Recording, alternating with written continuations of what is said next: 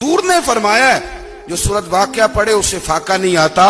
کہنے لگے چاند تو اپنی جگہ چھوڑ سکتا ہے، سورج گر سکتا ہے، تارے ٹوٹ سکتے ہیں، پر مدینے والے رسول کی بات غلط نہیں ہو سکتی. حضور نے فرمایا فاقہ نہیں آئے گا تو انشاءاللہ کبھی بھی نہیں آئے گا. کرنے کا کام یہ ہے کہ ہم اپنے معاملات، اپنی عبادات، اپنی دعائیں کبھی 10 منٹ عادت ہو جائے نا دعا مانگنے کی، علیحدہ سے رات کو. حضور نے فرمایا جو فرض نماز کے بعد دعا مانگے اللہ اس کی قبول کر لیتا ہے. نبی پاک صلی اللہ تعالی علیہ وسلم نے فرمایا اللہ مسافر کی دعا قبول فرماتا ہے. حضور نے فرمایا اللہ مظلوم کی دعا قبول فرماتا ہے. حضور نے فرمایا بیمار سے دعا کراؤ اللہ اس کی دعا قبول فرماتا ہے.